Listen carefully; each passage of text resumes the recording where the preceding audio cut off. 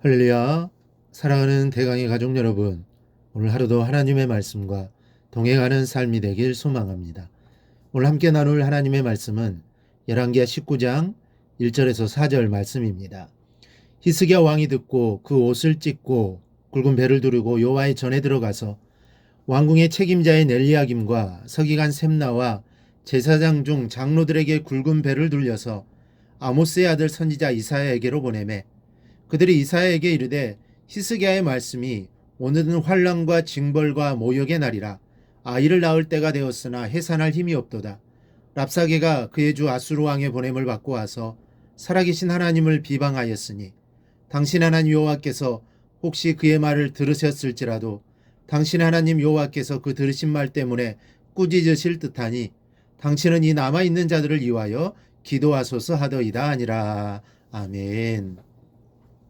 히스기야 왕은 아수르의 침공으로 풍전등화와 위기에 처해지자 자기의 옷을 찢고 굵은 배를 두르고 여호와의 전으로 들어갔습니다. 즉 국가의 위기를 하나님의 도우심으로 극복하고자 간절히 기도하기 위해서입니다.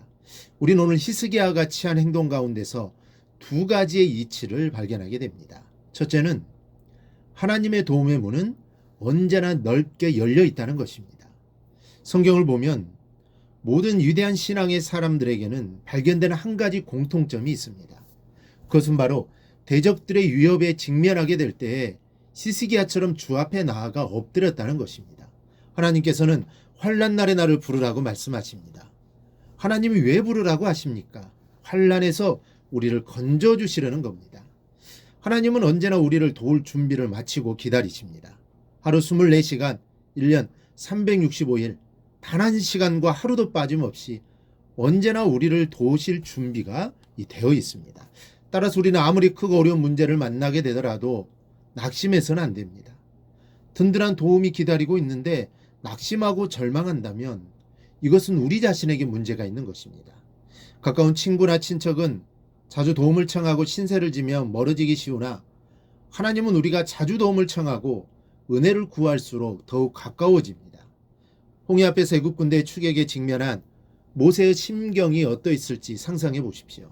앞에는 바다가 가로막고 뒤에는 중무장한 애굽 군대가 달려오고 있음을 볼 때 웬만한 사람 같으면 전의를 상실한 채 낙담하여 그 자리에서 쓰러졌을 것입니다. 하지만 모세는 하나님의 도움의 문이 언제나 열려 있음을 알았기에 오히려 담대했으며 하나님께 기도함으로 그 절체절명의 위기에서 헤쳐나올 수 있었습니다. 오늘도 하나님을 신뢰하고 때마다 도움을 청하는 이들은 하나님의 위대한 역사를 보게 될 것입니다. 이처럼 당신을 찾는 이들을 돕는 것이 하나님의 커다란 기쁨이기 때문입니다. 이렇듯 하나님의 도움의 문은 활짝 열려 있습니다. 그러므로 우리는 그 하나님께 늘 구해야 합니다. 그래야 하나님의 역사함을 볼 수 있습니다. 또 하나는 상부상조의 이치를 발견하게 됩니다. 히스기야는 자기가 하나님 앞에 기도함은 물론 국내 대신과 서기관과 장로들에게 굵은 배를 dur려서 이사야 선지자에게 보냅니다. 3절을 보니 히스기야의 명을 받들고 찾아온 사람들이 이렇게 말합니다. 히스기야의 말씀이 오늘은 환난과 징벌과 모욕의 날이라 아이를 낳을 때가 되었으나 해산할 힘이 없도다. 환난과 징벌과 모욕의 날은 아수르 제국으로부터 받은 멸시와 모욕을 말합니다. 아이를 낳을 때가 되었으나 해산할 힘이 없다는 말은 아이와 어미의 생명이 위태롭다는 말로 지금 유다가 처해진 위기를 의미합니다. 그리고 4절에는 히스기야가 사람을 선지자에게 보냈던 가장 중요한 목적이 있습니다. 당신은 이 남아있는 자들을 위하여 기도하소서. 이런 것 유다 백성을 위해 중보의 기도를 해달라고 간청하고 있는 것입니다. 이제 나라 백성이 살 수 있는 유일한 방법은 하나님께 매달리는 방법밖에 없습니다. 인간의 힘으로는 불가능한 상태입니다. 이때 히스기야 왕은 지혜롭게도 여호와께 무릎을 꿇고 간절히 매달렸던 것입니다. 여러분, 히스기야 왕이 이사야 선지자에게 중보의 기도를 부탁한 것은 놀라운 신앙이요 지혜가 아닐 수 없습니다. 성경에는 중보의 기도로 인해 영광이 나타난 사건이 많습니다.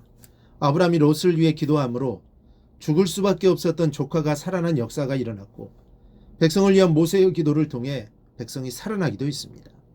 시대의 가장 위대한 종으로 꼽히는 바울 사도는 능력의 종이었습니다.